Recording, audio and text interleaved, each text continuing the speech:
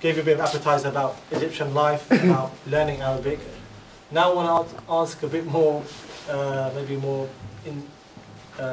questions about the Egyptian people. You went in September, a few months before there was the atrocities in Gaza, and Egypt, or Mubarak and his regime was largely blamed for the catastrophes that happened in caging the Muslims inside Gaza and not letting them out. How did the Egyptians feel about it? Because obviously when we see it on the news, we think, why are these Egyptians allowing this to happen? So give us a bit more insight if you did speak to some of the locals about the actual incidents and how they felt towards it. First thing is that when you think of Egypt, always make the differentiation between the people and the government. It's the first thing you've got to do. Because in Egypt, it's a police state in the sense that you're allowed to say what you want. Yeah, there's no restrictions on what you say, so you can speak against the government and say what you want, to be quite honest with you. There's no restrictions. However, if you do anything, then you'll be thrown in prison. Everybody has heard of somebody or knows somebody who disappeared or these type of things because they did some political activities. So that's the first thing, yeah? So I'll give you an example. My teacher said to me, yeah, and this actually, he was talking in regards to the wall that was put up. I'm sure you guys are aware there was a wall that was put up between the Rafah border, let's say Gaza and Egypt. Yeah, so there was a wall that was put up, and the reason why they put this wall up, this is under the ground, sorry, yeah? The reason why they put this wall up was because there are tunnels, and in between these tunnels, the Palestinians used to smuggle things into Gaza, because as you all know, Gaza is completely blockaded. So they can't get anything, whether it's food, whether it's medicine, whether it's weaponry, absolutely anything. They can't get anything except through these tunnels, because they can't do anything through Egypt, obviously through the Palestinian occupied lands. They can't get anything from anywhere, so they had these tunnels. America's been putting so much pressure on Egypt to close these tunnels.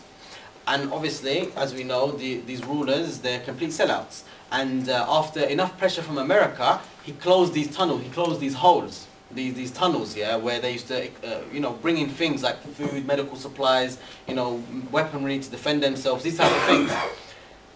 And I give you the response of my teacher. He said, look, this action, he goes, I give you a personal task. Yeah? He goes, when you go back to England, he goes, I want you to tell all the Muslims, and wallahi, this is what he said to me. He goes, go back to England and tell all the Muslims this is not the view of the Egyptians.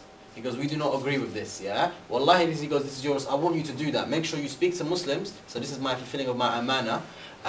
He says, tell the Muslims that this is not the view of the Egyptians at all. He goes, no Egyptian agrees with this.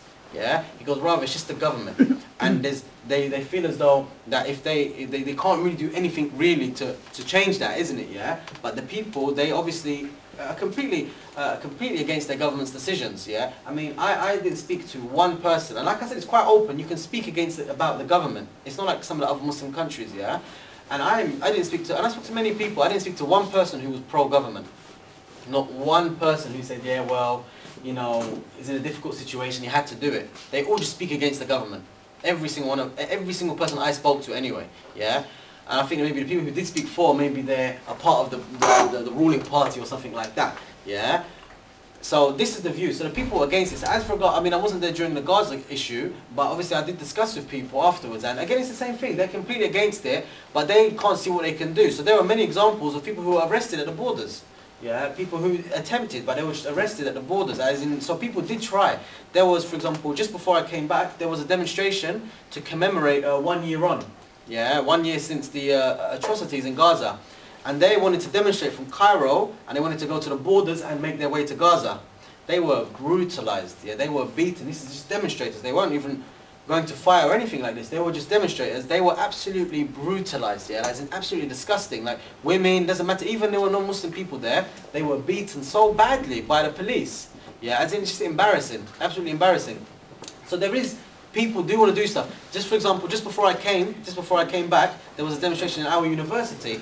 It was about two issues, but one of the issues they were demonstrating about was Al-Aqsa and not Al-Aqsa, sorry, about the Palestinian situation. And actually, at that time, yeah, that's right. There was the idea that they were going to try and build, they were trying to destroy basically Al-Aqsa. So this is when it first, obviously, it's happening recently, but it was first came out at that time, maybe about about a month ago.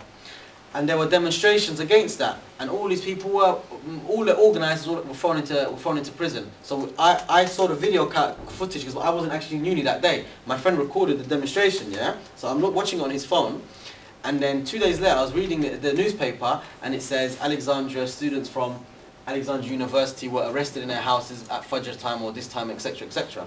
So there is people who want to do stuff, but if you're active and do things, yeah, then the government will clamp down on you very, very, very hard there.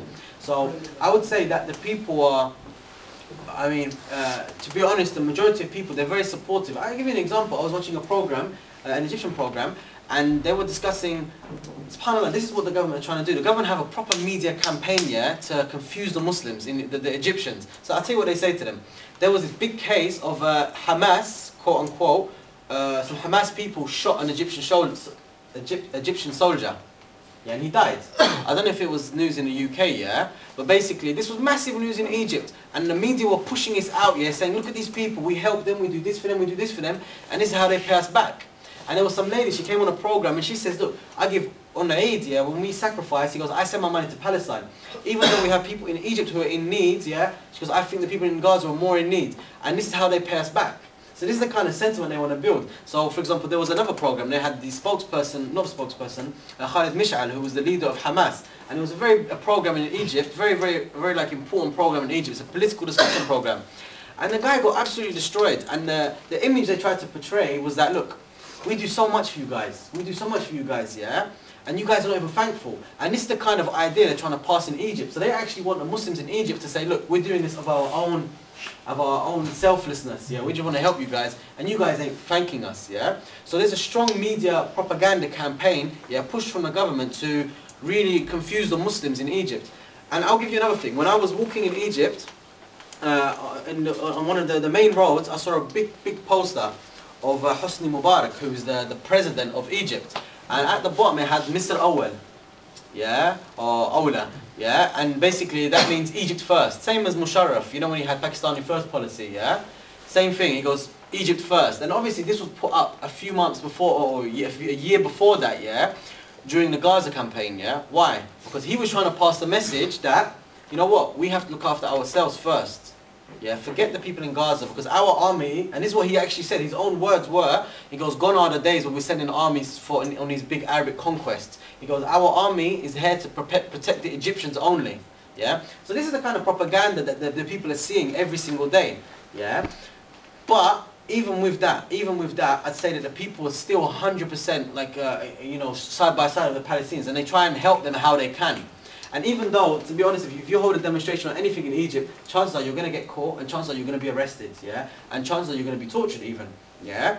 People still doing demonstrations. You always hear of demonstrations, specifically in the universities as well. In Cairo, you always hear of demonstrations about Al-Aqsa, Palestine, etc. Or if there was, for example, there's always a meeting between Hosni Mubarak and one of the Israeli, you know, ambassadors, or one of the ministers, or foreign minister, or president, or prime minister, sorry. And whenever you hear about, they won't actually announce this meeting beforehand, but the moment it becomes known that there was a meeting, there'll be demonstrations. Yeah, there'll be demonstrations. So there's people who, the people want to do something, but they can't see how it is they can do it without being oppressed and thrown in prison, all that kind of stuff. And yet, even with all that punishment, there's people are still doing things. So, regarding the question, what were the people doing and what are people's views? The people are completely anti-government, yeah, completely anti-government, yeah. And just incidentally, just to prove this point, there's elections coming up in 2011. They're presidential elections, yeah. And Hosni Mubarak is very old, yeah. So there's a very strong chance that he's not going to run again. The guy's, I don't know how old he is. I think he's 80 or something very old, basically, yeah. And he's not going to run. Because if he dies in term, there's a good chance that someone else is going to get in power who he doesn't want. So he wants to try and get his son, Jamal Mubarak. Yeah, I've got a story about Jamal Mubarak, by the way, yeah. So there's a good chance that his son is going to, he's trying to get his son, sorry, to go for the elections and get him in power. Now, sorry, let me retrack a bit, yeah. What am I talking about? I was talking about about the view towards Palestine and Gaza and elections. Yes. Starting with Palestine. Yes. Well, anyway, look. The point I was trying to make is that he's trying to cement. He's trying to get his son now in power. Yeah, this is his thing. And the people, this is the point I was trying to make here, the people are completely, there's a massive campaign in Egypt, yeah, which is basically against inheritance. This is what the campaign's called, yeah, Did the Tawrith, which is basically, we don't want his son to inherit his position. It's not a kingdom, yeah, we don't want his son to have his position.